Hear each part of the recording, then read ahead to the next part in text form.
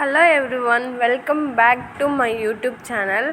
చాలా రోజుల తర్వాత వీడియోతో వచ్చాను. యాక్చువల్గా ఇంటికి వెళ్ళాను, చాలా తీయాలనుకున్నాను, కానీ హెల్త్ ఇష్యూ వల్ల తీయలేకపోయాను. సో సింపుల్ రెసిపీ చేస్తున్నాను. పొంగలి, వెణ్పొంగల్, లైక్ మిరియాల పొంగల్ అనుకోండి.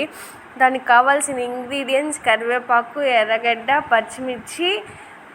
మా ఇంట్లో మా నాన్నకి నెయ్యి ఇష్టం ఉండదు, కానీ నాకు నెయ్యి ఇష్టము, అందుకే ఆవు నెయ్యి అది వాడాను. చాలా బాగుంటుంది. ఇందులో స్పెషల్ లైట్గా జీడిపప్పు వేస్తున్నాను, గీ వేస్తున్నాను, మిరియాల పొడి దండిగా దంచేస్తున్నాను. చాలా బాగుంటుంది, సూపర్గా ఉంటుంది. దీని కాంబినేషన్ కూడా నేను టమాటా చట్నీ చేశాను, కానీ ఇంత డీటెయిల్డ్గా ఏం చేయలేదు. మామూలుగా తీసాను, అది కూడా పెడతాను.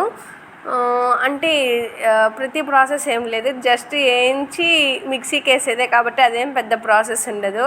ఫస్ట్ ఇందులో ఆయిల్ వేసుకొని ఆవాలు, జీలకర్ర, కొంచెం జీడిపప్పు గోల్డెన్ బ్రౌన్ వచ్చేంతవరకు వేయించేసి, తర్వాత సన్నగా కట్ చేసుకున్న ఆనియన్, కరివేపాకు వేసి బాగా ఫ్రై చేసిన తర్వాత బాగా అవి దగ్గరికి రావాలి. నేనైతే అల్లం వెల్లుల్లి పేస్ట్ కూడా వేద్దామని ట్రై చేసిన, అది ఏదేదో అయిపోతుందని మళ్ళీ గమ్మనైపోయాను. కొంచెం చిటికెడు పసుపు, నేను రోట్లో దంచిన మిరియాల పొడి ఉంటే అది వేసేసాను. బాగుంటుంది. ఆ మిరియాల పొడే ఆ పొంగల్కి మంచి ఫ్లేవర్ వస్తుంది. బాగా గోల్డెన్ బ్రౌన్ వచ్చేంత వరకు బాగా వేయించాలి. నేనైతే 1 గ్లాసు బియ్యము, 1/2 గ్లాస్ పెసరపప్పు తీసుకొని, పెసరపప్పు విడిగా వేయించుకొని నానబెట్టుకున్నాను.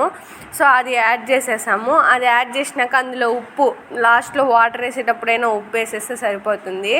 సో నేనైతే మొత్తం నాకు 1.5 గ్లాస్ కదా, నేను 4 గ్లాసుల దాకా నీళ్లు పోసాను. 4 గ్లాసులు నీళ్లు పెట్టుకొని విజిల్ కూడా 3 4 వేసాను. వరుసగా కానిచ్చేసాను విజిల్. అట్లా ఒకసారి గరిటె తిప్పేసుకొని విజిల్ పెట్టేసి ఒక 5 విజిల్స్ రానిస్తే, 5 అయితే అవుతుంది, ఒక 3 4 అయినా ఓకే. సో అప్పుడు వేడిగా పొంగల్ రెడీ అయిపోతుంది. చాలా బాగుంటుంది. సింపుల్గా ఈజీగా అయిపోయే రెసిపీ. నాకు కూడా ఫస్ట్ పొంగల్ నచ్చేది లేదు, నేను చేసిన తర్వాత నాకు పొంగల్ నచ్చింది. ఆ రోజు యాక్చువల్గా మా నాన్న కాలు బాగాలేదు, ఆయన తినకూడదని మళ్ళీ నేను ఎక్స్ట్రా దోశ కూడా పోసాను. సో దోశ, పొంగలి విత్ చట్నీ అయితే సూపర్గా ఉంది టేస్ట్.